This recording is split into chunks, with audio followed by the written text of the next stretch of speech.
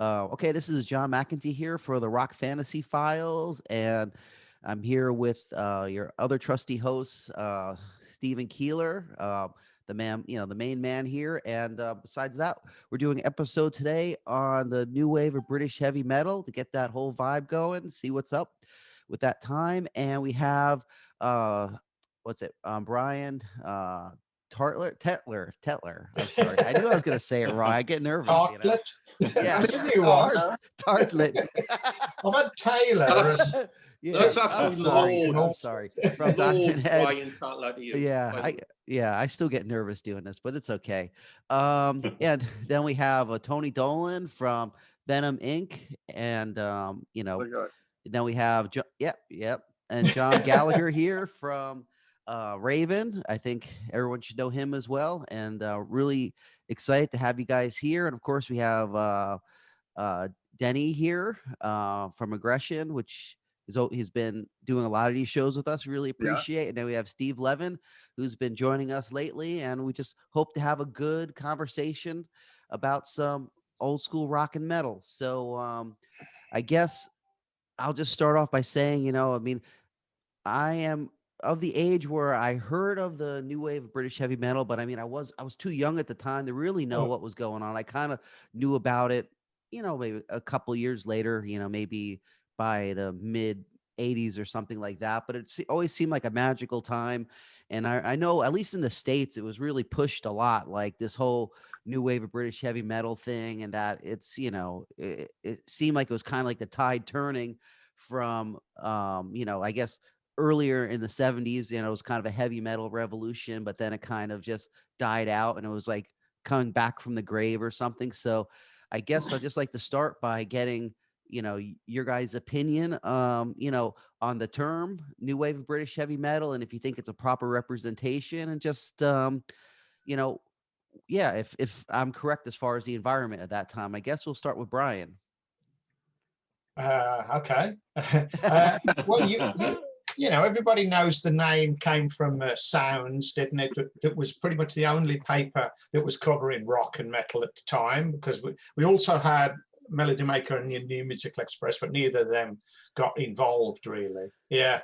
And so you had Jeff Barton and Alan Lewis, and they came up with the name, the new wave of British heavy metal, after being badgered into seeing like a local promoted gig, which I think was Angel Witch, Maiden, and Brain Mantis, or something like, or Samson, somebody like that.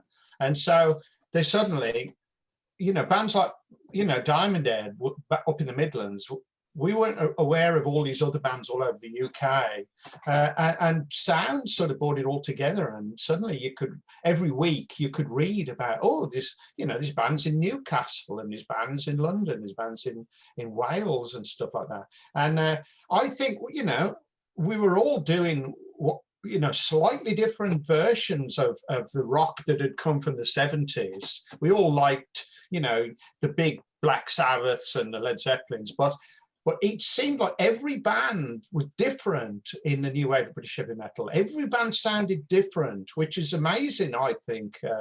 And then, once we started listening to each other and realised that there's all these, there's possibly hundreds of bands across the UK. It was a really exciting time, and then of course bands were getting signed. Def Leppard got signed, Iron Maiden got signed, and so it was a mad scramble to get signed. So I'll leave it at that. Pass it on to someone else. Okay. Cool. We could go with John Gallagher.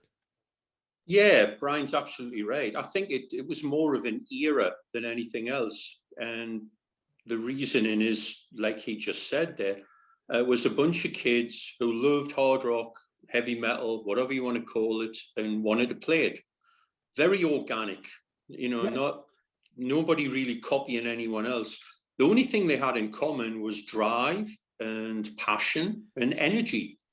And every single band was really different from each other, other than that drive and passion and energy. So that name of British heavy metal, or new wave of British heavy metal, that from Sounds, it was more of a term of endearment than a slag, because at that time, the new wave thing sounds it gave people maybe a weird view of it. Well, that's what was Oh. going on, of course. You had all the rock, and then the punk and new wave came through, and that was the big thing, which we all hated. And, you know, that went on. And then it was like, well, here's a new wave of British heavy metal, because we're all British bands by and large, you know. There was bands in other countries.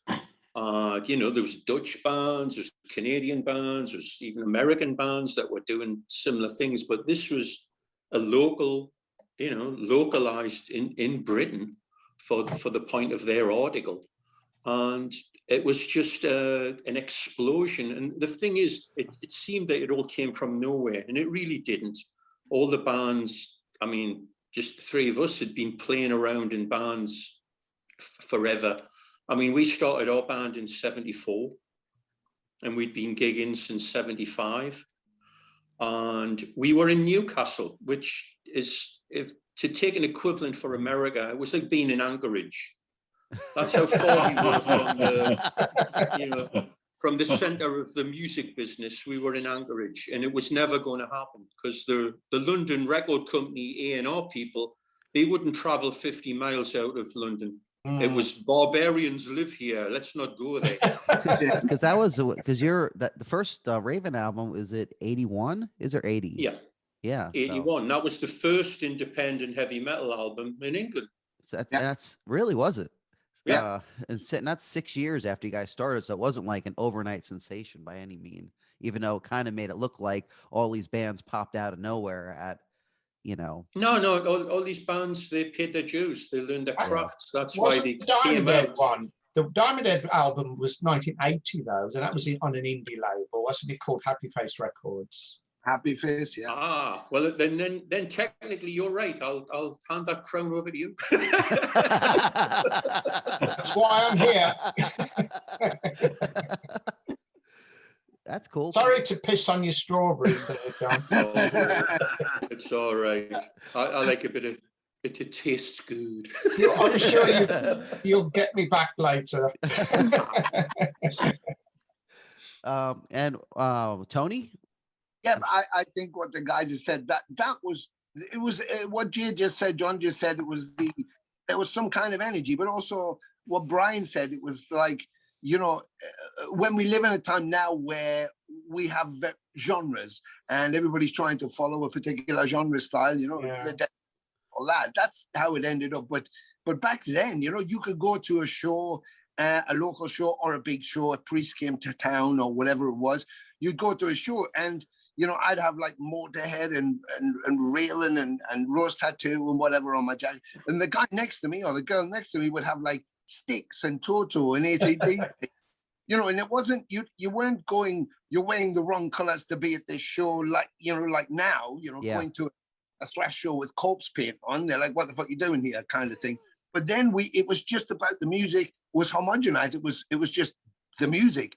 And, you know, I'd go to clubs and see, you know, I mean, if you take Diamond Head, Venom or Angel Witch, you know, Witchfind, and Raven, you know, just those, and Tigers of Pang Tang, they were completely different. And what we loved about the bands before was Judas Priest were nothing like Black Sabbath, they were nothing like Led Zeppelin or Deep Purple, you know, there was individuality. And we didn't try and categorize it, we just loved it as it was. And I think the term, the new wave, was exactly the term the way John's just said it. And it wasn't derogatory, it was a way to go, there's actually a movement happening, and all these bands who are metal are all happening, and they put it all together. And it felt very much like we were all living in villages, and we went to the next village thinking, you know, we were the kids on the block because we were playing this style of music. And then you'd find there was like 100 bands in that place who didn't know you exist, and they were doing the same. And very quickly it became this amazing discovery of all of this great music coming from Newcastle and probably Scotland all the way down to London. You know, but John's right. The difficulty for the bands moving away from London was those journalists and stuff.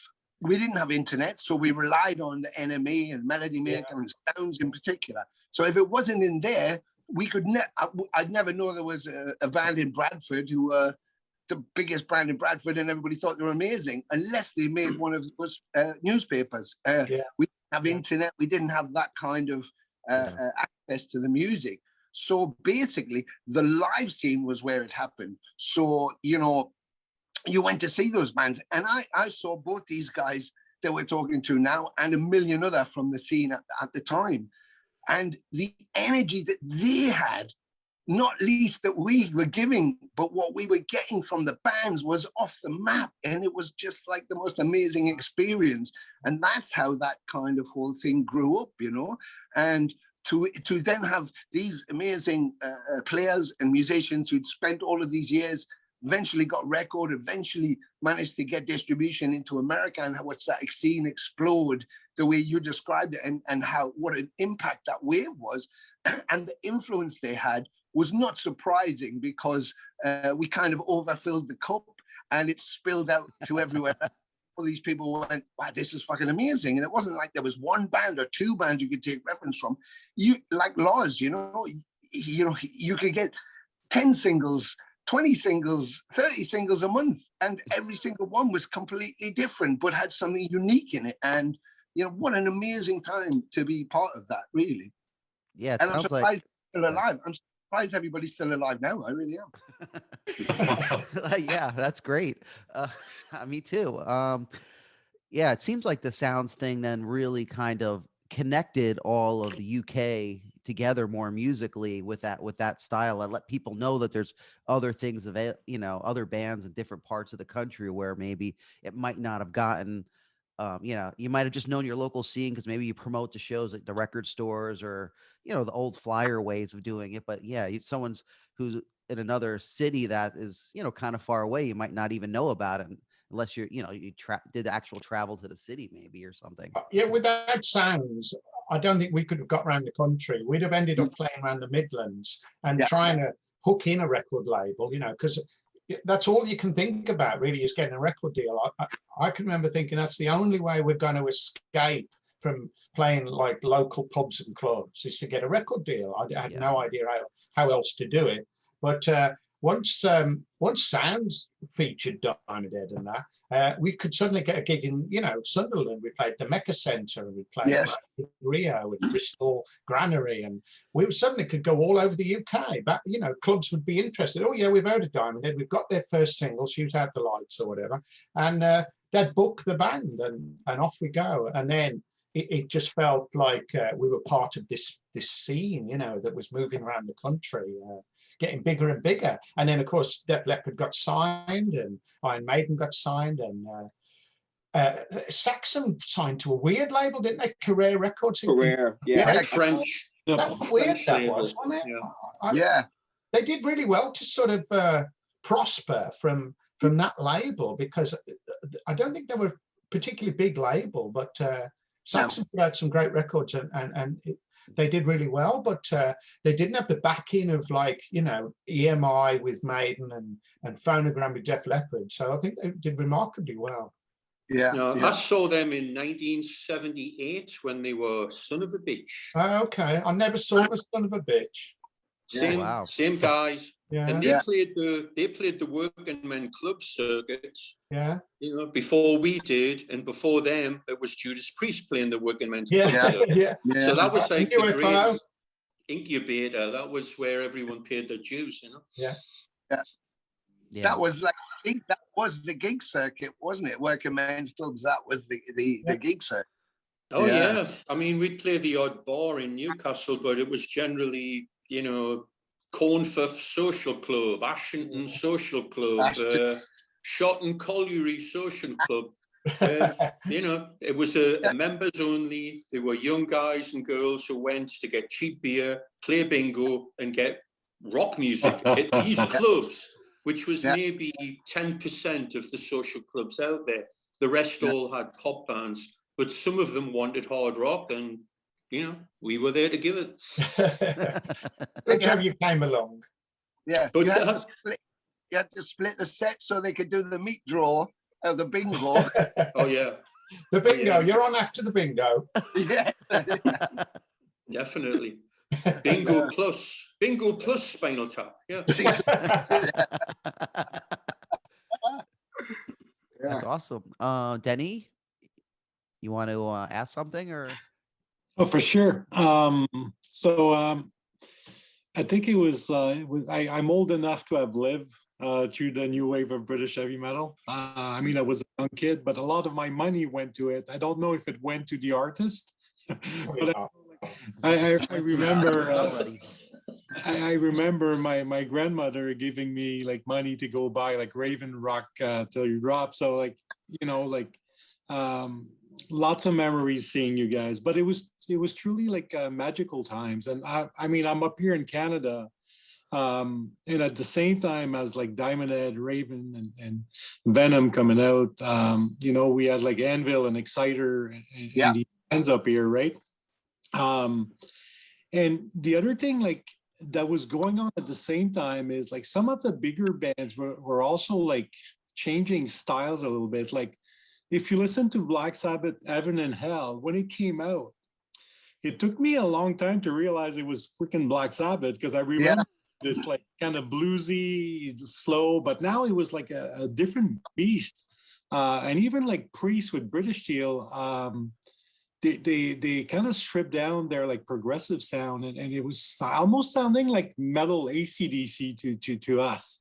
But we used to you know, like we used to go to the record store, and we would come out with like the first Iron Maiden, Ace of Spades, Blizzard, like Evan and Al, and in one trip to the store. So you're carrying like 3-4 records in your hands. You don't realize it's like albums that's gonna be classic like for years to come, right?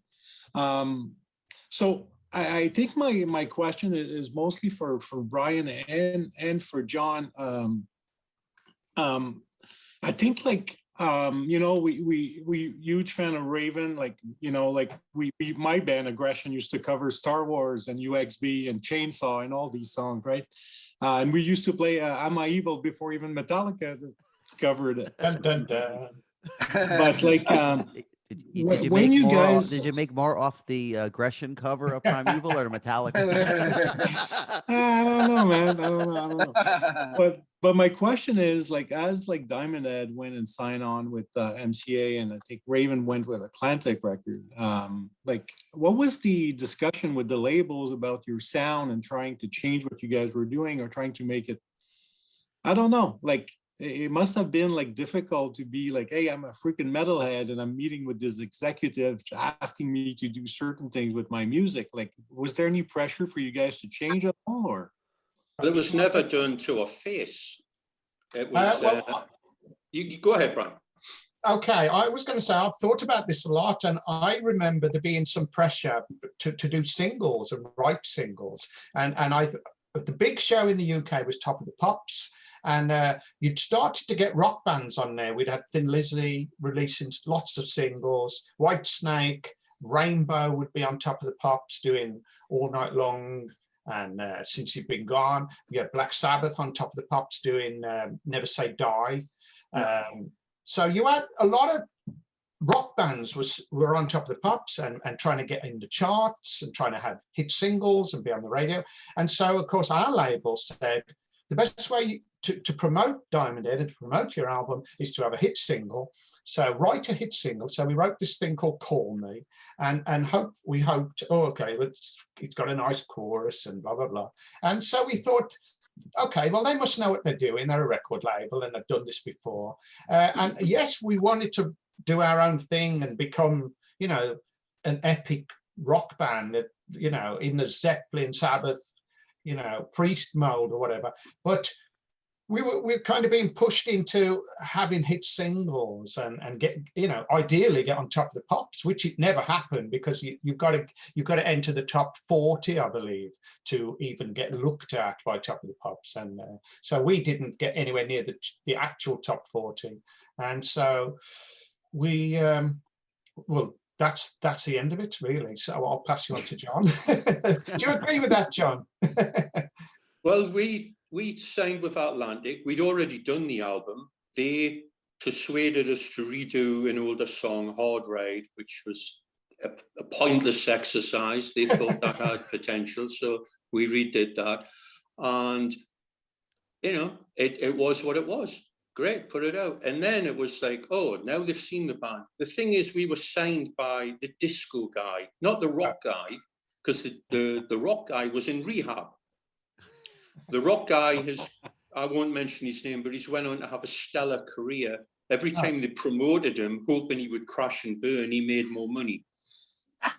So he's been with a number of huge acts over the last 30 years. But anyway, so he had nothing to do with us. He was all tied up with Twisted Sister.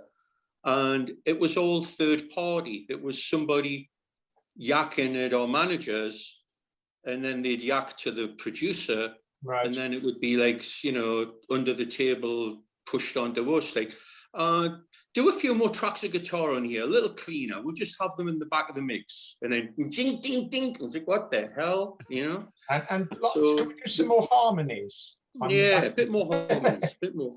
Now, I mean, it's a part of what we do, but it's not all that we do. So, you know, by the time we did the second record for Atlantic, we really got led up the garden path by them and by our own naivety, you know? So there was a long conversation about they're not supporting what we're doing. Why are we even doing this? Yeah. We should be doing music that we like. We're not into this. We're just going to do an EP and tour with Twisted Sister, which fell apart because they had their own poppy album, which died. Was it come out and play? But that was the realization that you got to be in it for you. If you're not getting off on what you're doing, nobody else is. Yeah. People can tell that stuff very quickly, and all the craft and hard work in the world, you know, you can't polish a turd. So they were really pushing you guys hard to they thought the sound because we had personality, we had an outrageous stage show. They thought we were Kiss meets Bon Jovi. That was the hole they were trying to squeeze us into, and we just didn't fit. You know, it's not meant to be. Sorry to interrupt, John, but I also think Def Leppard didn't help the heavy metal situation when Pyromania appeared, and suddenly you got an album that had taken 9 months to make and cost £700,000 back in '83, and then all the other bands like ourselves were suddenly expected to have an album that would sell millions of copies in the US, and it was a bit unrealistic, really, because there is only one Mutt Lange. Yeah, very, very true. That was, I remember the review of Pyromania. They had a song called "Rock, Rock Till You Drop," and Jeff Barton had said, "Rock, rock till you drop," and then in parenthesis, "Raven never sounded like this." Yeah, we have fucking $700,000, like you said, to spend on an album, which again is purely Mutt Lange. Nobody else did. Nobody had that kind of budget. Of course not. No. But you know, if it was him or the record company, someone had foresight to say they could make a lot of money out of that. So all of a sudden, the Lindrum enters, you know. And then you listen to Pyromania, there's no bass guitar, it's all keyboard bass. It's Lindrums all the way, and I think a lot of the bass is sequenced. Carl played some of the cymbals on it. He told us the story. The guy working with Mutt Lange said, okay, what was his story? There's only 2 good drummers in the world and you're not one of them. I want you to play cymbals. That's right. He wanted Manu Katché. He said he's the only drummer worth recording. So you must well leave him in on the way out. Unbelievable. Did that pressure take a little bit of the wind out of your sails? Because I mean, you probably wanted to play the stuff that you wanted to do, and you keep getting pushed to do something that is, you know, a little further than what you feel comfortable with. You know, the problem is once you become in debt to the label and you start spending thousands and thousands of pounds in expensive studios, you're under their sort of wing then, aren't you? You're in debt to them and you feel obliged to do what they want you to do. And the thing just grows like a big beast. And ultimately, if you don't succeed and you don't start selling records, you'll be dropped. So you're kind of shoved into a corner. Yeah. It's what you said before with that as well, is you think, well, they must know what they're doing. Yeah. And we would have meetings as it went on with Atlantic. And I swear to God, the movie Spinal Tap is so on the money. when they had the pre-tour party and they had the Bobby Flethkin or whatever it was, you know, there was women just like her. There was people there that they may have been selling freaking baked beans. They had no clue whatsoever. There'd be maybe 2 or 3 key guys, and if they weren't working on your stuff, forget it. It wasn't going to happen. It wasn't going to happen. I think that was it. I think that was a difference as well. I mean, if you think of Pyromania in particular, yeah, the mix is not bass heavy at all, but it was radio friendly, and every single song off that album was a radio hit, was a radio single.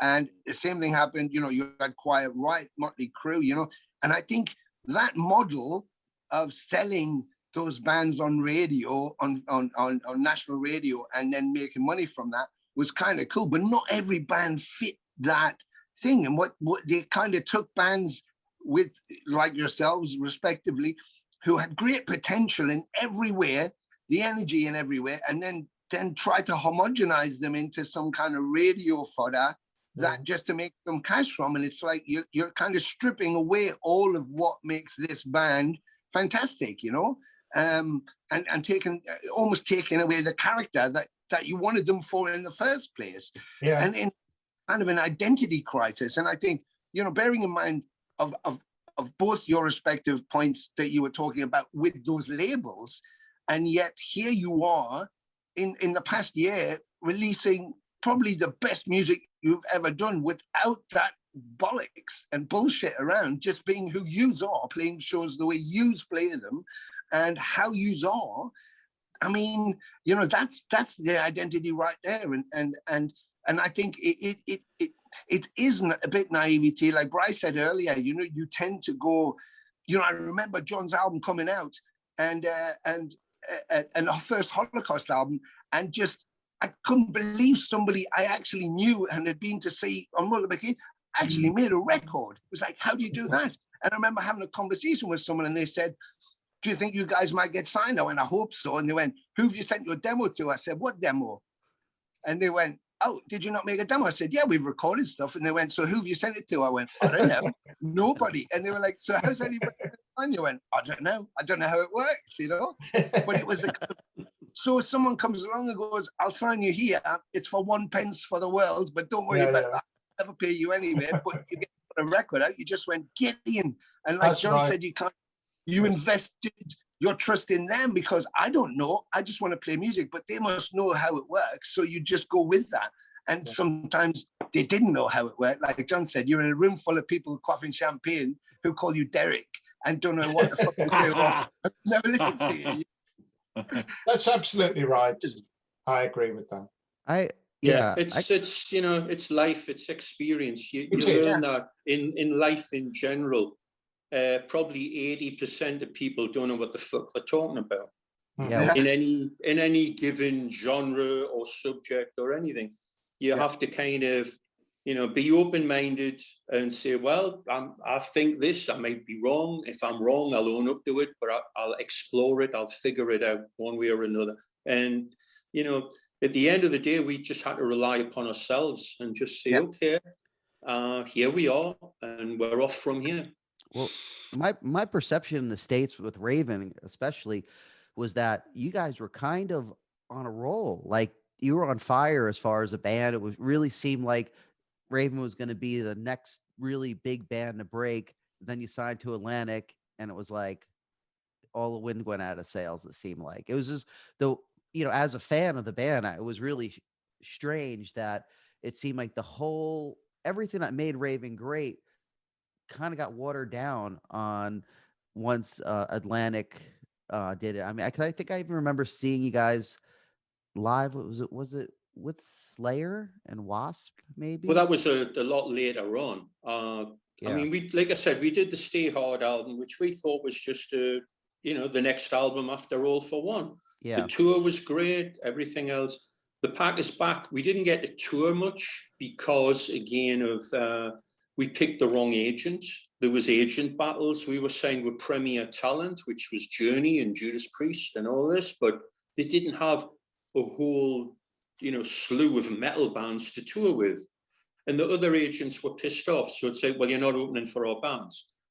We opened for Priest, which was great, but it was only half of a tour at best. And we had to go with our tail between our legs and saying, this isn't working. Can we work with you guys now? I see. Right. And then we'd done Life's a Bitch, which was a great hard record. But we were on the back foot at that point, trying to play catch up. And, by the end of that tour, our drummer, Rob, bowed out, wanted out, and we basically had to start over in a country with no money, with no prospects and bugger all, but build it back up from there, really. Could I ask a question just to John? Is if you went back to that moment, I mean, obviously hindsight's a great thing, but if you went back to that moment and you had someone advising you or just having the experience you just did, what decision would you think would be the right thing to do?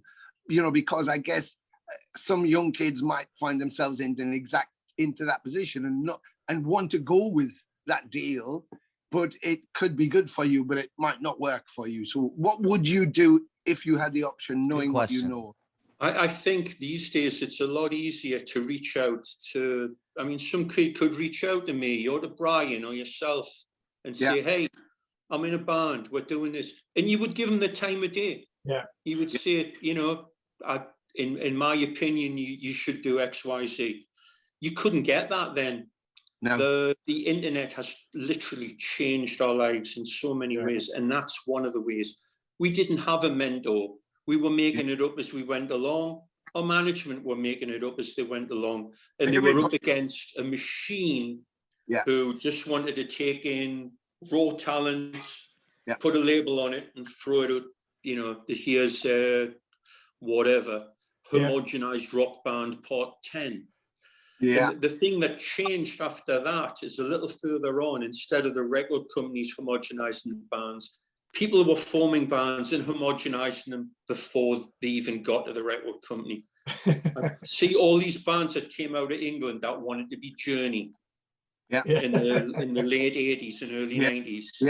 And it's just like horrible. And it's just like, we're going to be like them and we'll make a lot of money. And then it was, we'll be like Slayer or we'll be like Metallica.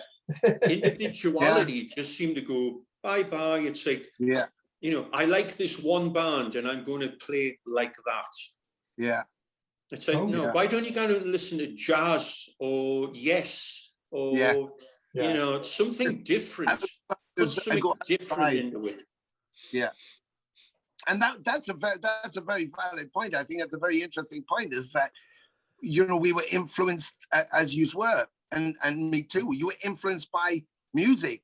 We didn't go, it has to be this or it has to be that. It was just that we liked it and became part of our learning and we didn't. And to be honest, the bands that we liked weren't that monolithic either. I mean, look at a band like Led Zeppelin. They had everything. Yeah. It was just music. Yeah. They were heavy, but they were acoustic. They covered the whole deal. And it wasn't just like, all I'm listening to is every 5 seconds. Not one dimensional. Yeah. I think it's interesting, the point that was made a little earlier about, where those established bands, the Heaven and Hell album was cited, and some of this kind of changed, Judas Priest kind of changed the way they felt, but that was inevitably going to happen because the influence that the new wave was having and those bands and that sound and those songs, because it was an unusual time that the amount of incredible singles I still have 45s and 12 inches from that point. It wasn't like people just made albums. It's like, you were getting singles that weren't on an album or singles that were on an album with B-sides that weren't. It was like, there was this avalanche of incredible music, very different all the time. And there was a wealth of it, and it was all really catchy, and it was all really, cool to have. Nobody really looked at fillers on an album. They just wrote the songs and then put their best songs on the album. So you got 12 inches of fucking molten metal. It was like the whole thing exploded. It was amazing. And I think that inevitably that movement did affect the trend of the industry. So those bigger bands kind of slightly modified their sounds to try and, fit with that thing. So, it's leading from the back rather than leading from the front, and it was kind of a topsy-turvy time to see that. That definitely started happening. Yeah, definitely. They drew from what they were seeing happen lower down and going, let's take some of that as well. So it's weird to see that kind of influence work up rather than, these days where, like John just beautifully said, it kind of seems to be drawing down. People see that and go, I want to emulate that, so I'm going to be like that. And it's like, yeah, but that's the wrong thing. No, none of the bands that you admire for their individuality did that. They took that and they made it their own, and that was the beauty of it, Yep, very true. Well, welcome, Steve. Nice to have you here. Hiya. Hello, Steve. Hey, Steve. How are you? You got your Mayfest shirt on? Oh, yes. There he is. I got a few of them. So What are the chances? And Good to see one you, of man. those, I got a question. What do those shirts represent? I know that's some kind of a charity you guys are doing. Yeah. It is. It's Brian and Claire Meir started a concert to start off with, but they had a stillborn child, and it's from that it actually started a charity, and they're helping out a charity called SANS, which is directly involved with couples that have stillborn child, and basically that's what it's all about. There's a lot more to it, but They put on festivals and So if anybody's it is if anybody's watching at the moment that fancies some British, new wave of British heavy metal stuff, up until Saturday there is actually a downloadable album of 15 tracks from 15 different new wave of British heavy metal bands.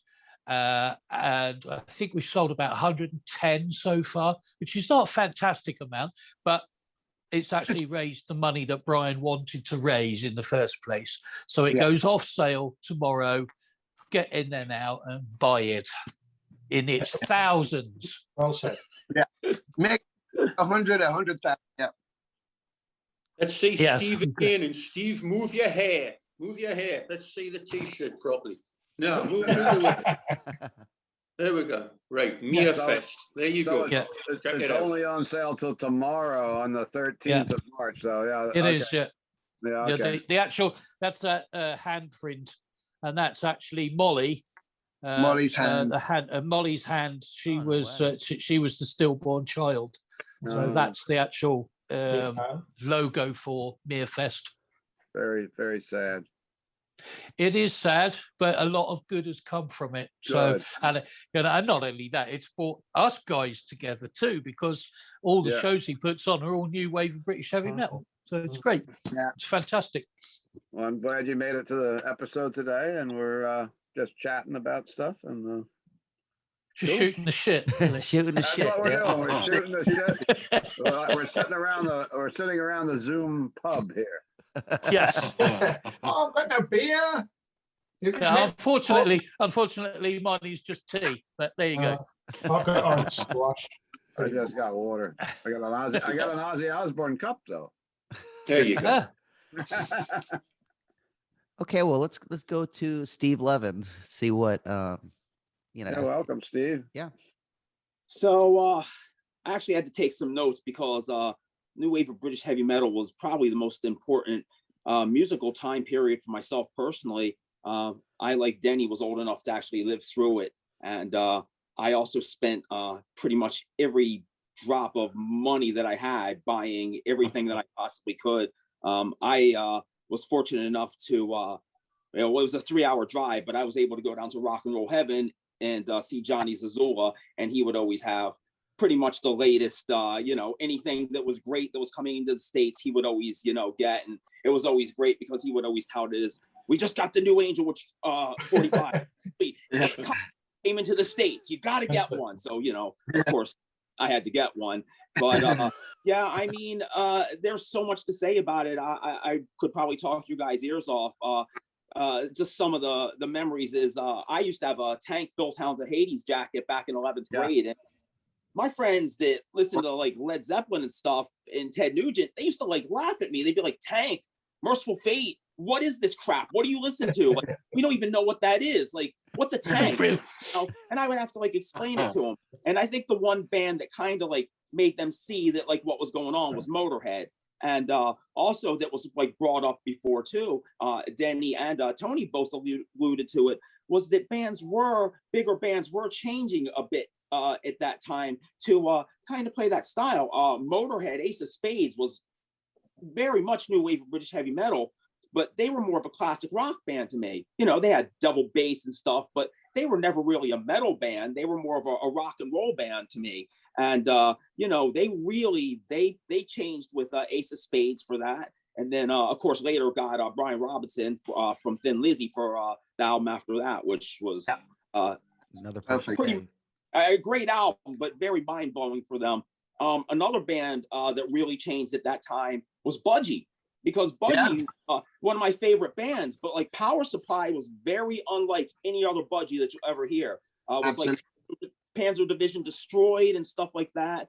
And they had also changed. So, you know, it was interesting to see the influence that the new wave of British heavy metal was having. And we learned a lot of stuff through Kerrang! Magazine. And we would also get import copies of Enfer, which was in French. We couldn't read it. It always had great centerfolds and stuff. But, great you know, picture.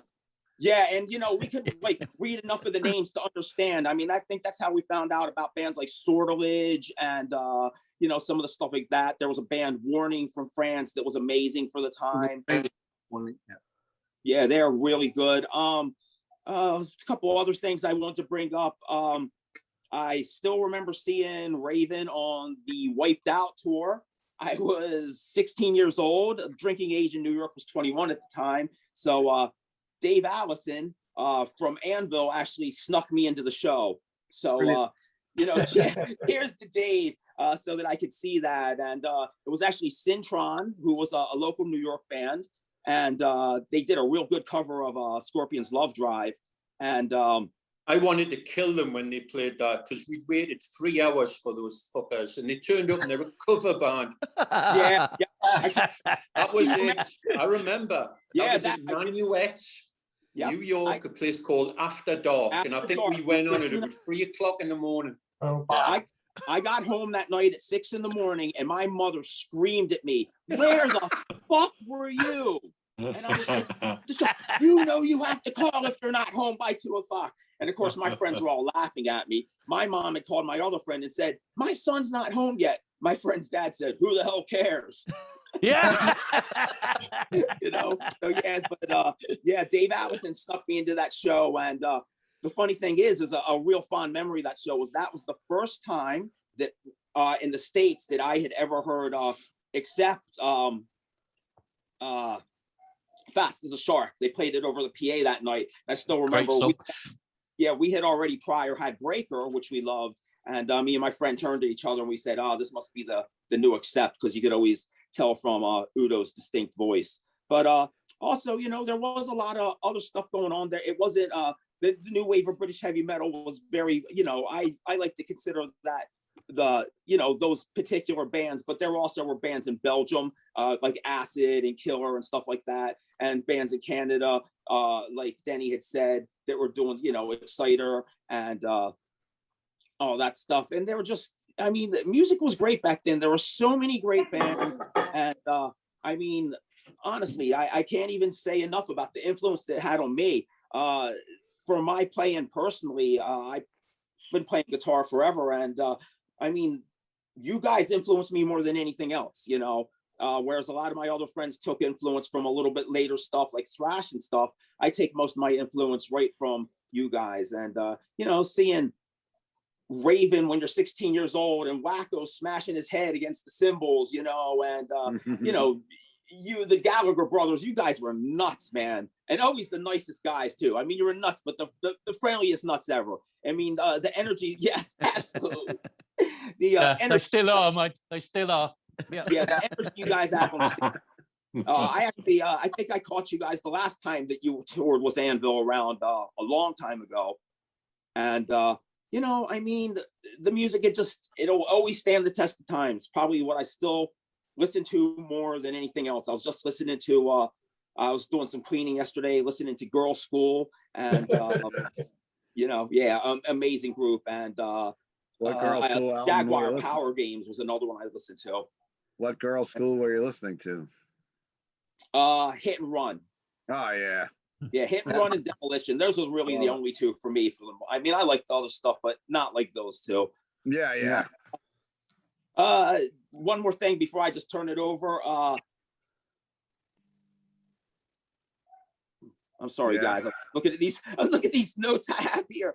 One more thing that a funny thing was a story that Tony, you'll get a kick out of this. I remember being in 11th grade, and a friend of mine coming to school, and he said to me, "You know, I know you like really heavy stuff." He said, "I got this album from this band. It has a big pentagram on the front.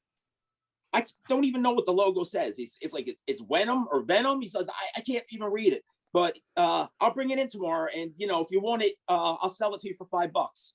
So I brought my $5. He brings Welcome to Hell in, and I take one look at that pentagram with the, you know, the gold pentagram with the goat head, and flip it over and see the guy standing there, of course, with the axes and songs, Sons of Satan and Welcome to Hell and Witching Hour.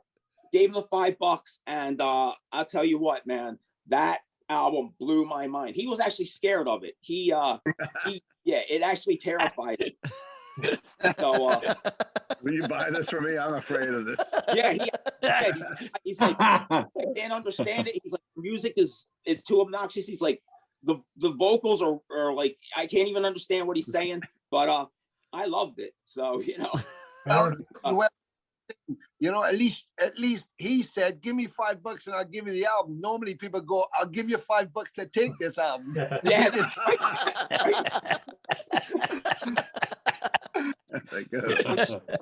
Was talking about Venom, it just made me think about that whole ad campaign they had where it was tell your wimp friends to listen to some real music. Venom. Yeah, Venom was very extreme for the time, wasn't it? Doubt. It influenced so many bands that followed. I couldn't understand it when I first heard Venom. I thought it was just, you know, I didn't understand where the beat was, what the guitars were doing, what the vocals are doing. It was, I mean, it was new. It had pushed forward, but you know, ahead of everybody else. You know, as bands took that style and ran with it. You know, it became the norm, didn't it? Yeah, it did. The funny thing is, you listen to that album and the couple after, even if you delve away all the noise, you know, there's songs, they're all songs, they're good songs. Yeah. And good songs, no matter how they're played, will stand the test of time. I agree. I've seen Tony play these things, and the songs are great. They're really good. The production left a little bit to be desired, I guess. But there you go. That kind of hit many of the bands early on. You didn't get Mutt Lang involved then? No, we didn't have him. It was Mutt Lang's milkman. He tried. It would be interesting. Was Ernie, wasn't it? It was Ernie. Yeah, Ernie, heavy on the cheese, very heavy on the cheese. I would like to hear Mutt Lang do at War with Satan, like try to polish that one up. I think there was that trend, like you said, that, you know, we'd taken, you know, us bands, probably everything we listened to, we said, oh, well, I like this, I like this, I like this. Yes. You know, distilled what you wanted out of it. And then these other bands were listening to what we guys were doing, and then distilled that down, and then distilled it down to now you've got an electric drill with a double kick at 400 BPM. Unfortunately, you know, though, when I was 16, I was looking for the heaviest and the darkest and the fastest. Right. And so I can remember Symptom of the Universe being like, wow, this is heavy. I'm going to like something like this. And so I think kids do that now. They control the net and find, you know, what's the heaviest band, what's the darkest shit they can find. And then they want to do something like that, or take that even further, and on it goes. Yeah, it kind of seems like in music, people just keep dissecting one part of a band and then creating a band based on that one part. And it keeps getting more and more like, well, it gets, the music becomes actually less and less because you're making the outlines of it even a little bit smaller and smaller each time. Well, they're like experts. They turn into experts. They specialize, and you know more and more about less and less. Till the end, they know everything about nothing. First lesson. Do you know what? That's absolutely right. That is absolutely right. You know, no matter what, our stuff, however and what it was still full of heart. You know, and you really meant it. Oh yeah. Today they're doing exactly the same as that, but there's no heart in it. You know, and it just sounds sterile to me. Yeah, I could agree with that. Well, it's when you at the heart of it, there's always got to be a little bit of blues. In a strange way, there's blues in it, and it's a soul part. Even if it's just, you know, well hidden, it's always in there. Once you strip that out, then it turns into something more mechanical, you know? Yeah, it also needs to have a personality. Like you need to be a part of the music. It needs to represent who you are as a person and a musician. I think that is extremely important. That is a problem we have these days with a lot of newer bands because, you know, of digital recording. It's so easy to sterilize everything and get all these perfect timings out and stuff like that. And the beauty of the music back then, I mean, because a lot of the new wave British heavy metal bands that I knew of, they weren't always necessarily the tightest, but there was always this feeling in there that really was sincere. It just felt like you're listening to these guys actually playing. It's a real thing. It's not just this perfect, I don't know, it's perfect box. Sometimes when I listen to music, I feel that. Also, like Steve just said there, and if you take, you know, Steve, Brian, and John as a cross-reference, just as a slice of it, you know, them as personalities, when you see them, and I'm fortunate enough to have seen them then and seen them later now, and I saw them as young bands, it's like their personality is part of their identity in their bands, you know, and that's what Steve, it's kind of like, you know, you can listen to some great music, technically proficient and very clean production and stuff these days, but there's no personalities there. I don't know anything about anybody who's in it. I don't translate anything from them or get anything from them. And that was a huge part of the entertainment value of a Raven or you know, with Grimmett was that personality was larger than life. You know, it's what Kiss have, you know, spent a whole career on. You know, Gene Simmons' personality, his character on stage, you know, and if you take that away, you lose a bit of that connection and understanding of the music, I think, really.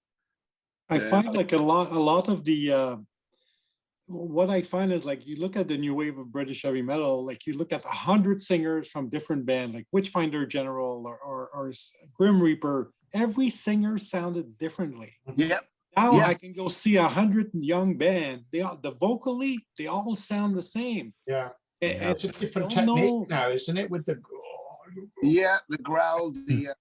That's harder to, you know. There's less personality in that style. Yeah, and it's also I agree, bro. Your options are down. I mean, how many things can you sing about as the Cookie Monster? That's true. It's also I'm sorry, when I hear that, it's like click CD throw. I can't take it. And it's a shame because some of the music underneath some of these bands is incredible. Mm-hmm. They're incredible. I agree. Players. Yeah. But I think the point you made, Tony, is very true. We were drawn to a lot of the bands through the music. And then when you got to see them live, the ones that actually had personality I mean, the first band I ever saw was opening for Slade. Slade, incredible, right? Yeah. Oh, great band. But the Yeah, opening me too. band was the sensational Alex Harvey band. Oh Good my God! Oh, there you go. There And you that go. What an incredible band. Lou, in my Yeah. 13-year-old mind, he Right. was Yeah. freaking in your face, evil, just a master showman. And it was, you could just tell he took this audience who didn't know who they were, didn't care. And at the end, they would have went into hell with him. It was just phenomenal. Yeah. And that, and then Slade following, that was like, That's a hell of a start, isn't it? That's an amazing first gig. Yeah. You know? I never got to see Alex Harvey, but I'm a big fan. Oh, just so good. So good. It was an element of drama, an element of theatre, even though they were opening, had nothing. I mean, they did this song Trouble, you know, da, da, da, da, da, oh, yeah. Whatever. It's like, I'm walking down the street, minding my own affair. He's sitting on a chair the wrong way around. And before he'd opened a can of brown ale and poured it all over his head, he just says, "You're the cat I'm looking for." And he stood up and got the chair and smashed it to pieces. We were, oh my God. Is that Framed? Yeah, Framed. Brilliant. Yeah. Awesome. You want Steve? You have anything? Yeah, sure. Okay. I guess I'm old enough that I was around for this. I've just turned 60 in October, so I was around for all this stuff, and I was the guy, back in the day before the internet and whatever. You would go in and you'd pick up the albums by the cover, and I think even the Grim Reaper cover was a little intimidating when it came out. See you the Reaper. I remember picking that up. Oh, I got the poster behind me. That was badass. When I seen it, I was like, I gotta get this. It was just like, that was something like, this has to be good. The name Grim Reaper, See You in Hell. It's got the Grim Reaper, the Reaper on the cover, and it goes back to those days where you'd go into a record store, and that's how you found your music. And of course, I bought Iron Maiden like the day it came out, and I also picked up the Def Leppard album that same day. I came home with both of those from the record store in the mall before I had my shop, and I was a big fan of Girl School. I used to go see them all the time. I'm glad Steve mentioned them. Back in those days when they came around, I had a crush on Kelly, and you didn't. I would just, my wife would go to those shows too, and whenever they came around, I would go see them, and loved them, and Girls School, and Raven. I can remember, like, from Raven, we were hanging out in the area around us. Maybe Steve might have mentioned this already, but I was distracted. I had to take care of some text on my phone from my store.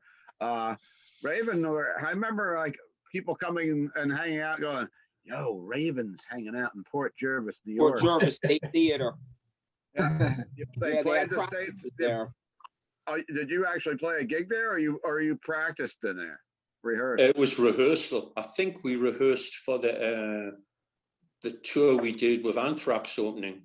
We drove everything there, loaded it all in, farted about all day, played for about 2 hours, and that was it. It was crazy. Because I remember someone like saying, "Yeah, Raven was staying at this hotel over in Milford, PA," and I'm like, "Oh wow!" It was like, I remember people coming around. Whatever year that was, I don't know if I had my store open yet or not. That'd be 84. 84, so just before I opened. 84, yeah. I was doing like the flea markets and the fairs, selling the concert shirts and the whatever. Not many records out at the fairs because they would melt and get. No, some of those stories are so funny. We'd be staying at Johnny Z's in Old Bridge, New Jersey, this neighborhood, and we're in England. Everywhere you can go, you can walk or take the bus. So we're in America in this neighborhood in the middle of nowhere. It's like, it's like 2 miles to the nearest shop. So Johnny Z gets this kid and says, "Drive these guys to Burger King. They want to eat." And it was Jim Florentine, the comedian. Jim? Oh. Yeah. Jim's told us that story a few times. That's hilarious. Jim took us to Burger King. And that was over where you were in my store is in the next town over from Port Jervis. In fact, I was grocery shopping. I was over in Port Jervis earlier this morning. No. You know what? There you go. It's if I could just interject, what struck me as quite unusual. I mean, knowing obviously these guys, but also other musicians from this period that we're talking about, is then and now, and all the time in between. As a fan, these people have always been accessible. If you catch them to talk to them, they'll always stop, smile and chat to you and answer your question and feel quite, relaxed about it. Even if they're in a rush, they'll stop to go, I can't stay very long, but they'll do what you want. And I find that quite different these days with a lot of, say, bands of the equivalent age now that these guys were when they were around when it was all happening. They haven't got time. They don't want to talk. They've got to get on. Everything's really busy and stuff. And it's like, what you just basically you're going to go and sit on a bus for fucking 5 hours waiting to plug your guitar in for 2 minutes. Or, you're going to go and sit in a room backstage doing nothing on your phone until the show time. And I have never love to talk, Tony. I'd love to talk, but we got to sit out front and wait for the limo. I found that, Tony, I found that to be true, especially, my store has always it's been a metal store for years, and I've always based on the heavier extreme, sort of like people don't understand, and some of the younger generation goes back, and when we opened, like, people didn't come in there to buy like hair metal and stuff like that. All the bands we ever dealt with, from the thrash scene and like the new wave of British heavy metal scene and what we call the true metal, all those guys were really accessible, and they were kind of guys who would just go have a beer or have something to eat with you. And then we started. We had a couple of hair metal bands come in, and they were just like, and I don't want to throw the whole hair metal scene under the bus, but it was like I would find them, and they were just, and it seemed like this. I don't know, it just wasn't my scene. But I guess that goes back to I wonder if that's the continuity between what we were talking about before Steve joined. Maybe he's got a view on that. The continuity that Brian and John was talking about their labels, and how the labels had tried to kind of, in a way, smooth out the rough edges so they could just make them a money machine to go on the radio and take identity. And I wonder if those particular type of bands that are a bit more uncommunicative and unapproachable, more rock star in their head and less accessible, maybe they bought into that. So they think, I'm not supposed to be happy. I'm not supposed to be chatting to you. I'm supposed to be on top. It does happen, and happen to us too. But, at the end of the day, we've always been a bunch of guys who are just a bunch of guys, and I still do it to this day.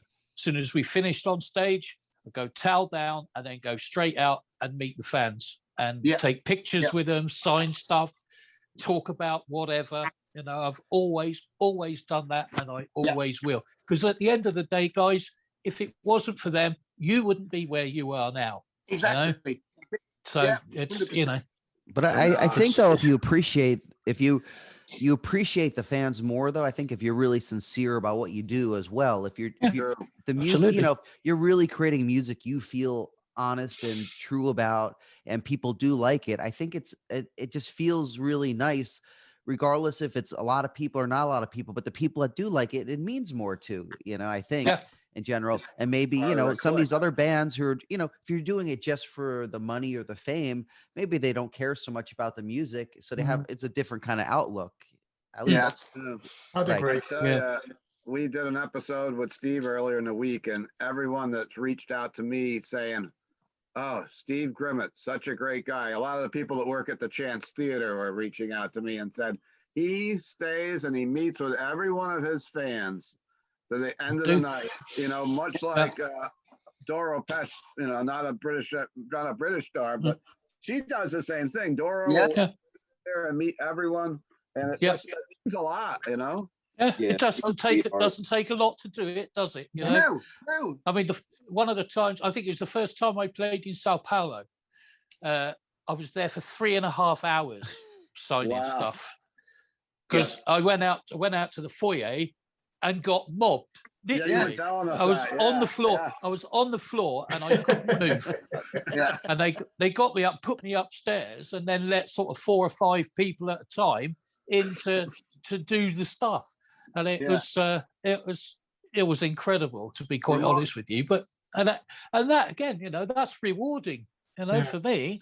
It's to worth meet those guys. It's worth doing, because I always think, I've met a few famous rock stars, people I admire, like Michael Schenker, for example, and I'll never forget that moment, and you almost connect with that person then. And, I agree, Brian. So if you've got your fans, and you meet them and sign stuff for them, that probably is the same effect on them that you feel. But they remember that probably forever. nothing to you. It's like, okay, I'll sign you. But to them, it's like, oh my God, I met Steve Grimmett. I know. It's phenomenal. It really is, and it's just so easy to do. It doesn't take that much effort. I mean, it might take a little bit of time, but it's worth it. And like you said earlier, without these people, where are we? I don't know if I agree with the, when they do the VIP package and, $150 and you can get they're all big, and it's all a bit corporate. I don't know if I like that. But then they would argue, well, but that helps pay for the tour. And, it does, But you can, the only way I can see that is with a gigantic band where they physically can't sit out front and have 20,000 people. True, like Kiss or something. So, like Metallica will do stuff like that, but they'll either do it through their fan club, but it's not such a cash grab. Obviously, they don't need that cash grab. For a lot of people, it's 75, 100, 500. I know, and we keep getting asked to do it, and it's like, no, it feels wrong somehow. Can't put a price on that. That's just wrong. It is wrong. There's quite a few of the smaller tier bands that do it, though. Bands that I would see at the Gramercy. It's a lot. And I do it a lot because I know it does support the bands, and I do it because I'm old and I don't have to wait in line out front. It's like VIP. Go in, and then I take a picture with the band, put in my store, and definitely. In defense of it, we have done a couple of them. We did them in Australia, but the promoter was like, it helped him with the travel costs, so we didn't get anything from it. And we did in the US. But I said, that's okay if it's, financially. If it's the only way the tour is going to work, if somebody works it out and say, well, if we do this and we do that, it's kind of makes more sense. Even with the US company, when they said, we want to do these VIP things, I said, okay, well, I'm going to meet everybody anywhere, and I'm going to, if they want to meet Mantis, I'm going to drag them to meet Mantis anyway. So if you can handle people be pissed off if they're going to pay $100 and we're going to meet everybody anyway. But I said, now we'll set it up like this. So I said, the only way we would do it is if we give them goodie bags and we give them something that we can't give to anybody else. So we just made sure they had a particular shirt and pics and anything I could think of, and it came in a special tote bag. And so you got all that time. Goodness. And I said, that's a good idea. At least that way you're offering something, and it's not just a cash grab. And you're not holding a gun to their head. They don't have to do it, but it's like, if you want to do it, you will get X, Y, Z. I guess that's okay. I've done a few where you'll get like a poster, a limited poster that's autographed by the band. You might get a T-shirt that's different, but it all works differently. But definitely bands that I would get to. Go ahead. I'm sorry. I know I talk too much, but I was just going to say on that. I help. I'm from the north, so. But what Steve just said, and Brian, and I know John is like that too, about meeting the fans and the value, because without them there is nothing, and it's true. But what I never can understand, I spoke to a journalist yesterday doing an interview, and he asked a similar question about that kind of response and the contempt that some bands seem to have for the same fans who are supporting them these days. Like, they don't want to do that shit, and every fan's a pain in the arse. It's all that kind of stuff. I just want to get out. I don't understand how, when you start off as a band, you really want the fans and you want people to like you and you want them to hear the music. At what point do you get to the point where go, now everybody does, they can all fuck off because they're just really honest.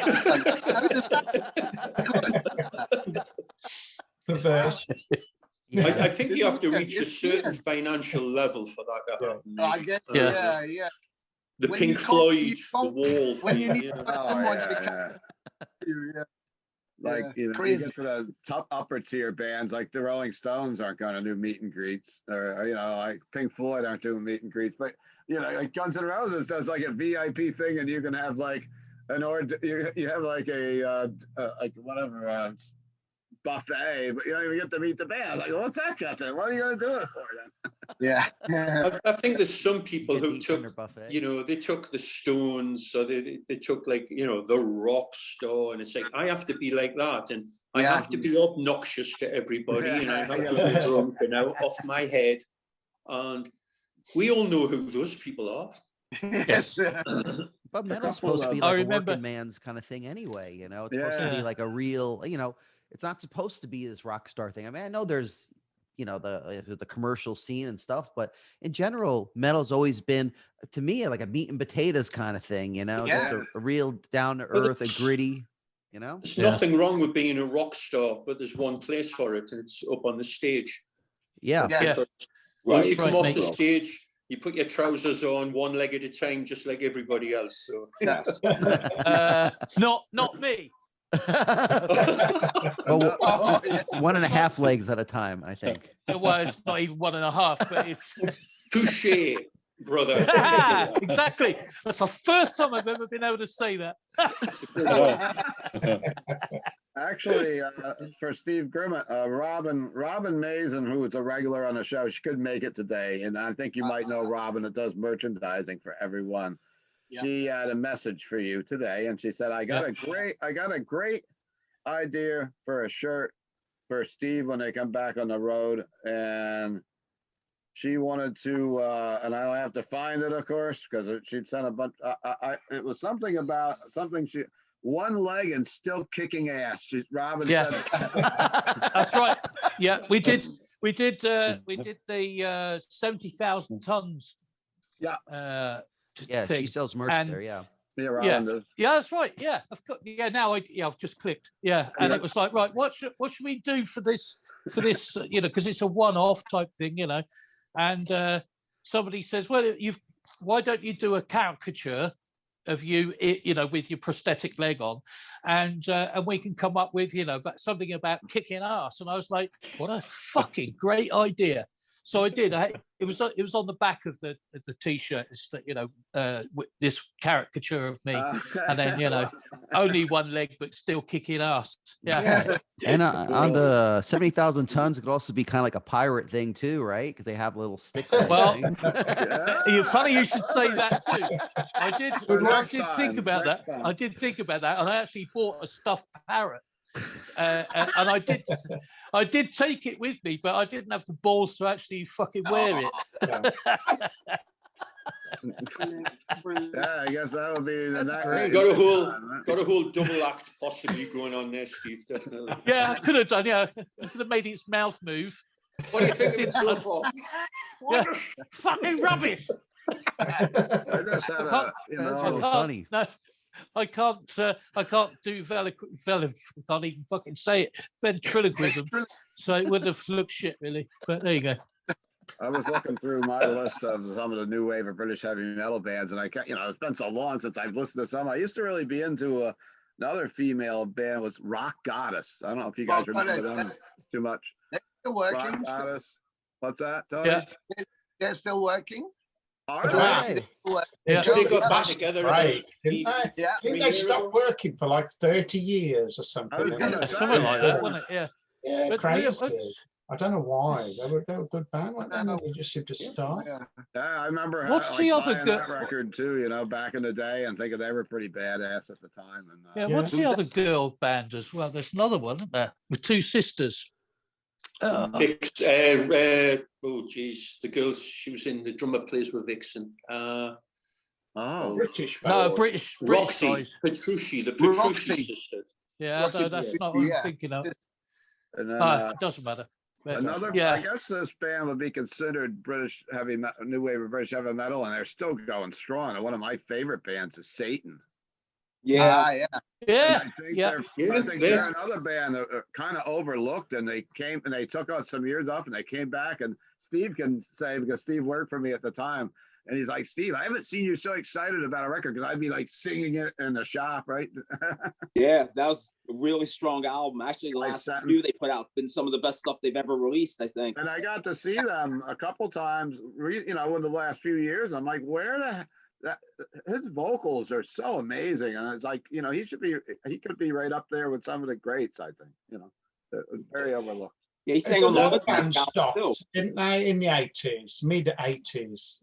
A lot of the Nwobhm bands gave it up, or, you know, just felt, well, it's not working, and went back to the day jobs. But then they've got back together as heavy metals, you know, continue to grow and grow, and then bands can do the weekend warrior thing and just fly out to do festivals and get paid for it. I think a lot of bands have just thought, yeah, let's have a go, let's crack on, it's a bit of a lads' weekend for some bands, I feel. Yeah. And at the end of the day, it's all down to, you know, there's some people like, oh, you know, they never did nothing and all of a sudden they turn up. It's like, well, if they can deliver, great. Yeah. If they can write the songs, if they can play, great. Yeah. If people want to come to see them and, you know, they're still enjoying it, then absolutely do it. Why not? Absolutely. Definitely. And it's a different situation in England right now. I mean, it's tough everywhere, but even before the dreaded COVID, it seems to be nothing but cover bands and tribute bands. A lot.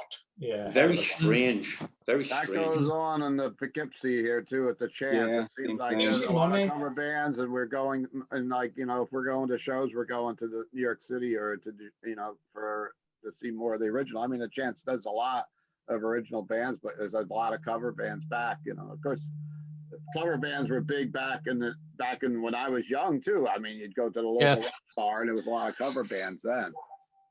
But, I mean, we all started in cover bands, but even ourselves from day one, we had original songs too. Steve didn't. I didn't know. No, I started with Diamond Head, and we just started writing songs from day one. And they weren't very good, but we learned. Yeah, absolutely. I didn't know how to play covers. I had no idea how to play a cover. I mean, I could play Smoke on the Water on one string in the wrong key, but I couldn't play a whole song, you know. So we just thought, let's write our own, and off we went. And I'm really glad we did. Yeah, me too. Me too, mate. Me too. Yeah. I've done covers later on, you know, once I've learned how to play, and you know, I've done like tribute bands and all sorts, but and some of it's really hard to work out. But I felt it was just really good for my playing, to keep playing no matter what I'm playing. And also, I feel the influence of other songwriters will feed into my creative juices, if you like. And I agree. I've stolen little bits from you know, all kinds of style bands. That's it. We all steal here and there. What's really amazing is, like, even after 40 years, some of these bands, your guys' band, still deliver high quality music. Like Raven Metal City, like latest release, is the best metal album of the last 10 years. Wow. The Venom is the best Venom they have done since, like, At War with Satan. Like a band like Tigers of Pantang. Some of the greatest releases are amazing. So, you know, for me as a fan, like, you know, I was a younger guy. You guys are all legends to me, right? So, first of all, I'm like so excited to be here, and like truly humbled to be able to do this. But you know, there's a lot of music being released these days, and like, but I'll still go back to like listening to freaking Raven, and go back to Diamond Head and Grim Reaper and Venom. Like, and now like these bands are doing new music that is like amazing and like can go against any band these days. And like, I don't know, the Raven Metal CD like album is truly fucking amazing. That's all. Yeah, I seen Raven. Don't forget to give him his $5. Yeah. I already did. I seen both Raven and Diamond Head on the 70,000 Tons. I think it was last year. I can't remember. It was a couple of years 2017, years wasn't it? Yeah, maybe that was it. And both sets were just amazing. It was just nice to hear classic band like that deliver in such a energetic and it just felt great. Like I mean, I never got to see Diamond Head back in the day, but I did see Raven, in more closer to the mid to late 80s or something. But really, I mean, the Raven show was better than what I remembered in the 80s, which was great.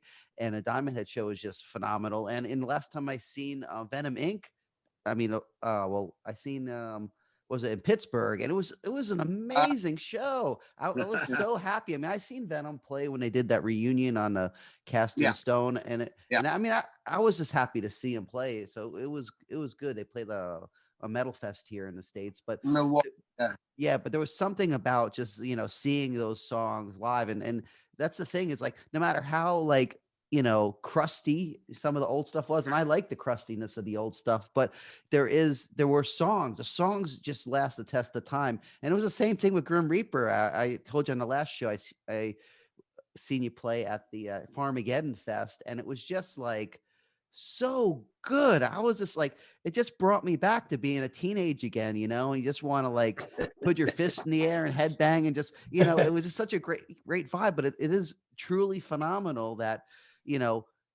so late in your guys' career, you're still able to deliver at a level that's so high and have the passion, because you could feel when bands are just doing it for the paycheck or something, you could feel that it's not, they might technically play the songs properly, but you don't feel that oomph. And all your guys' shows, I totally felt like, you were like giving it your all, like you were happy to be there, happy to be playing. And it was just a wonderful experience, especially for somebody like me that, I kind of got there at the tail end of that scene. So to be able to see, those bands and kind of really bring back those, those teenage reasons why, part of the reason why I get into metal is, from all these great bands. So it's great to see it live again.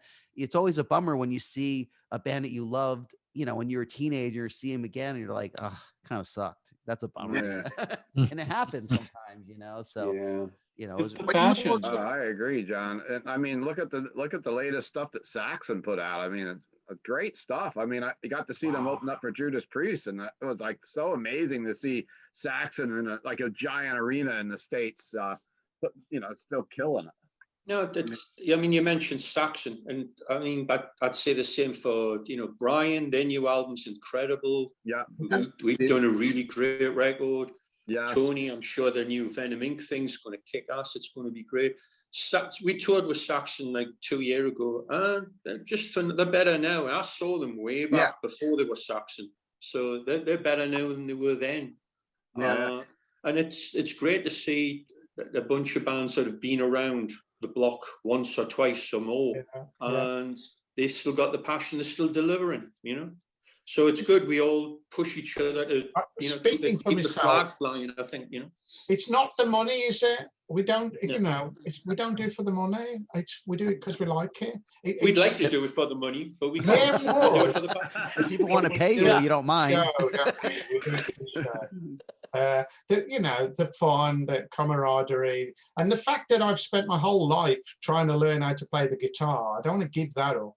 So I just want to keep going as long as I possibly can, really. You can't stop now, because we're all starting to get a little Can't stop now. Only health would stop, most musicians, I think, for what I can do. I also think, and I wonder if it's true, that for all of us, including you guys, of course, but I think for all of us of this age doing this, and there's lots of other bands that are doing it, and some doing it very, very well as well, is that I wonder if we're at a stage where we know that financial is whatever it is, but we know how important the music is, and we're all from bands that when you're on stage, the fucking kids are going to go home with hoarse throats and not be able to talk for 2 days because they've just sung every fucking lyric they can sing while they've been and they've lost their mind with the sentiment of the all, and I wonder if we're just not trying. We don't have to compromise anymore. We don't have to be something we're not. We don't have to pretend to be something that we want to. We're just who we are, and comfortable with that. And I think, I mean, you're just focusing on your music, and all of you like I say, have produced the most incredible new stuff. At this stage, it's like, wow, because it's not about business deals and the bullshit anymore. It's just about producing music and playing. And I think that's why you're getting the best stuff. Yeah, I agree with that, mate. Yeah, definitely. Yeah. Yeah, all I of love us it. music I love is it more now. personality. Go ahead. Love it Yeah, more, I love it more now because you could, That's it. you know, you've learnt your craft. Yeah. You know, all the many years ago, it was obviously you were learning, and but now it's just like, oh yeah, no, that chord won't work there. It'll do this, do that, and it's just the whole thing. As long as when we record Reaper, we always use live drums. We never use a drum machine because that is where the heart gets taken out of it. That's where all the feeling disappears. Live drums, and it's swinging around the beat, you know, and that's what makes what we do how it sounds. That's how it sounds because of that, you know. But is it easy to have a drummer who can actually play? Or you do? Yeah. Is that? Yes. I was just asking. No, that. Yeah, you've got to have. I think at this point we all appreciate it an awful lot more. We know how lucky we are, and that's humbling. It really is to be in the position we're in, to be able to do what we do, to do it well, and that people want to come out and you can entertain them and put a smile on their face. Yeah, you can't put a dollar sign on that. It's incredible. No. It's great. You know, I still enjoy it. Absolutely. Yeah. Absolutely. I couldn't do it if I hated it. You know, even if they say, "Well, it's, you know, we'll pay it." Oh, it would be the. Face it, it would be the most shit job in the world if you didn't like it. Because it's a tough job. It is a tough job. Yeah. Totally. But somebody's got to do it. Yeah. It might as well be me. It's fell to us. Yeah. Cool. Anybody else have any more questions for our guests tonight? I had a quick one. I've seen videos of kids, I guess, at the social clubs from years ago using cardboard guitars. Did you guys ever witness that at all? That's true. Bangers using the cardboard guitars. We used to play them on our encores. That was Neil Kerr, wasn't it? A journalist, Neil Kerr, during the whole period ran a disco thing, and he used to have because you know when people were going to the floor to play, when you would headbang, everybody would be the guitar solo, would be the guitarist, and Neil Kerr had this club, and he started having an air guitar competition. So during the disco, the music thing, and some guy cut a cardboard guitar, and that was it. They started making them out of wood and stuff. So it was the air guitar. Funny. And the guy I knew had an air guitar in an air guitar case, so he would go with the case and do his case thing and his guitar. It was mind blowing. It was brilliant, and he won all the competitions. It was fucking brilliant. That's right there. I wanted to see the air drummer as I left the club, still trying to get his stuff unpacked from the, the air. He's probably still looking for help to pack them up, I think. Hey, someone else to do it. Yeah. If you want to take it to the next level, you need a roadie.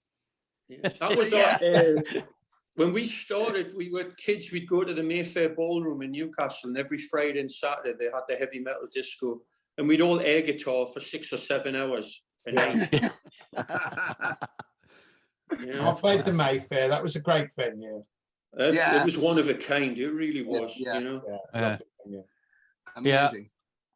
I saw John there once, and because he had his headset on and his radio mic, and I think he spent they played about close to 2 hours. He spent about 10 minutes on the fucking stage. The rest of the time he was running around the club up and down the stairs. He was at the bar downstairs. He was at the bar upstairs, the tables. You spend all the time going, where the fucking hell is the singer going? He was just like everywhere like that.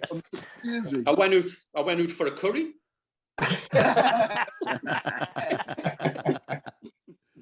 Yeah, brilliant.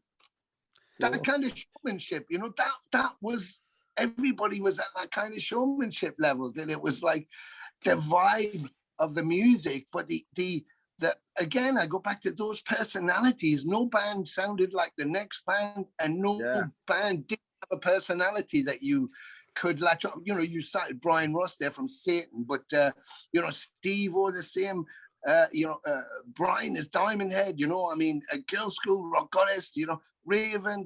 You know, Tigers. I mean, they was fucking all over the place, and everybody had personalities in there. And you went to blend together, and they were all smiling, and everybody was chatty. You know, what I loved about those times as well is, you know, about that reality, like Steve was saying about having a real drummer and really doing it, was one of my favorite things was particular to Raven, was on Rock Until You Drop. It's all the bits in between, you know, like you hear the guitar, the amp cranks, and you hear the guitar, and then, you know, you got Rob or whatever go, what the fuck, what the hell we got a gas fire in here for? God only knows. 1, 2, 3, 4, they're in.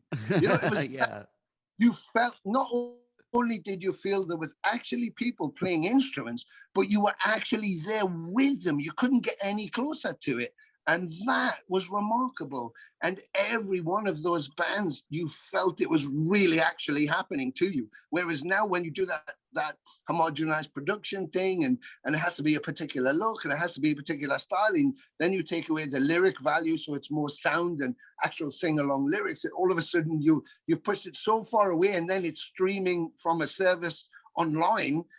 I mean, you might as well be looking at all the paintings in the National Gallery from my back room, you know, where I can't see out the window. Right. It's like, I know they're there, but I'm not fucking involved in it at all, you know, and we were very involved as fans, as musicians, and that was what is still carrying it today, I think.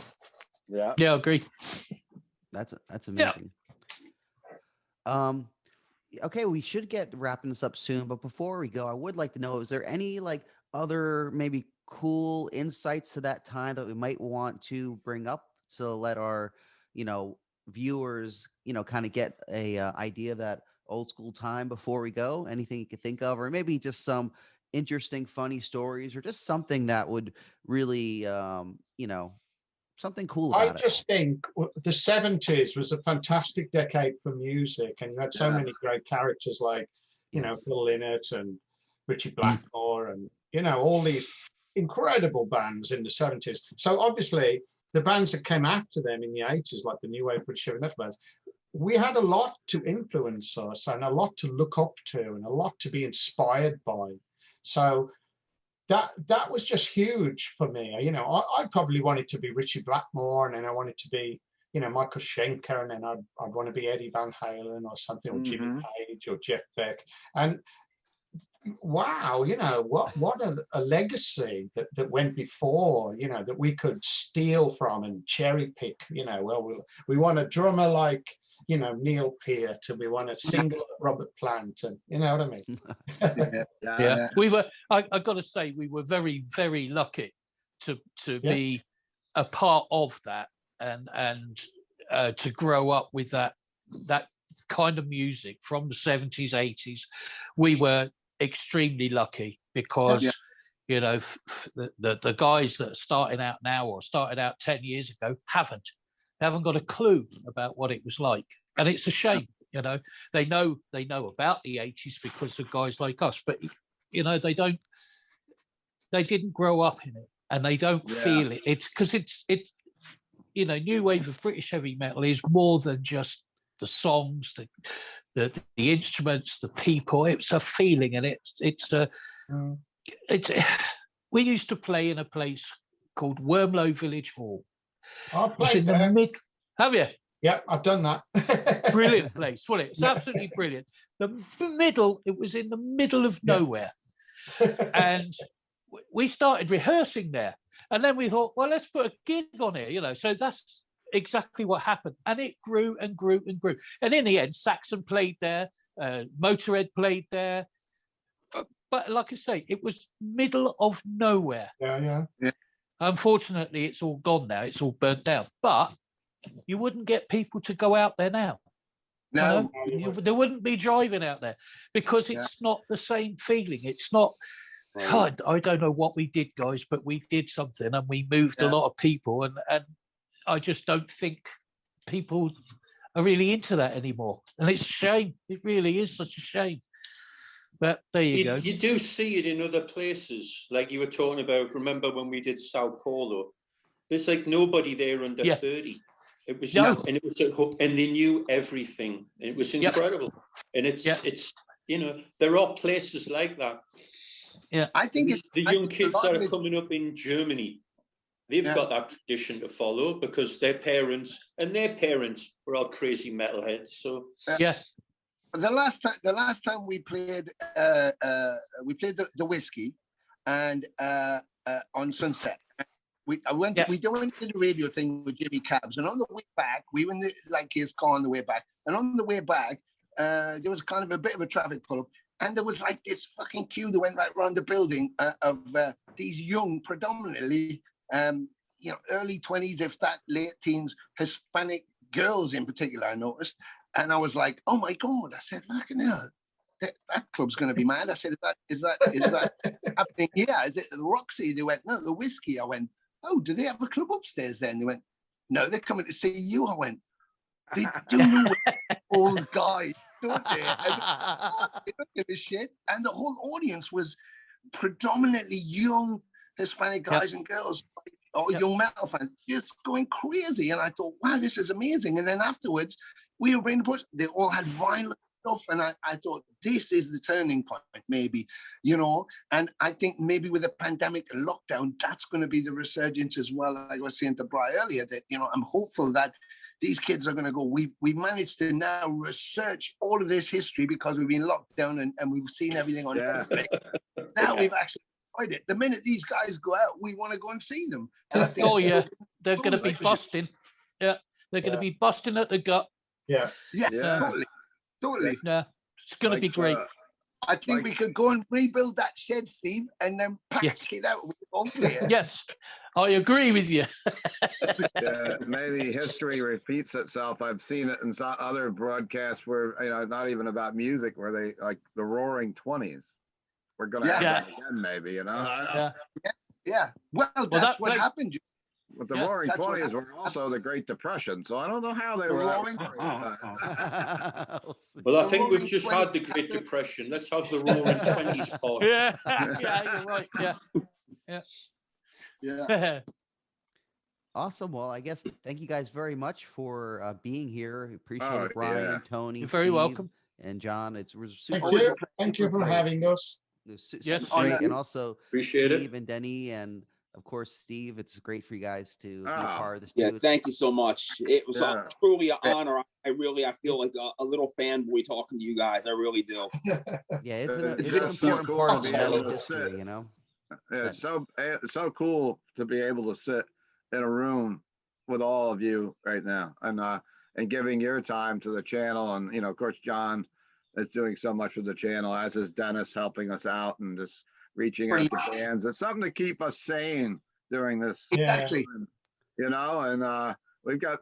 we're doing a Thin Lizzy show next week. It's going to be a lot of fun too. So brilliant. Cool.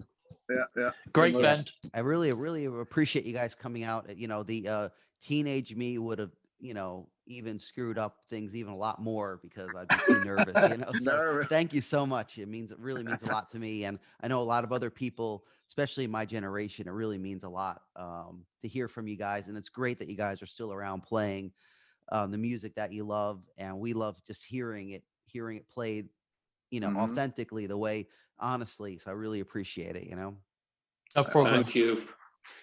And guys, I'll see you all out and about. Yeah. Yes. Take us out, Steve. To see you Take guys. care, guys. Yeah. You bet. See you on the road. You bet. So, if you like what you saw today, please hit subscribe, and you'll know what's going on. Comment about your moments of new wave of British heavy metal, and please go out and support these bands. Any way you can right now, where everybody's locked down. Buy some records, buy some merchandise from their websites, and we'll put all their links. Or from independent record stores. from Independent. I think I have one of those, right? Yeah. Sure. No shit. Thank you all again, and please, hopefully, we can have you back on eventually No problem. down the road, and we'll talk about some other bands or some other topics. Yeah. You know? Yeah. Thank you. Yeah. Means a lot. See you guys. Thank Take you. care. Bye, everybody. Be well. Yes, take care. Peace there. All the best. Take care. So,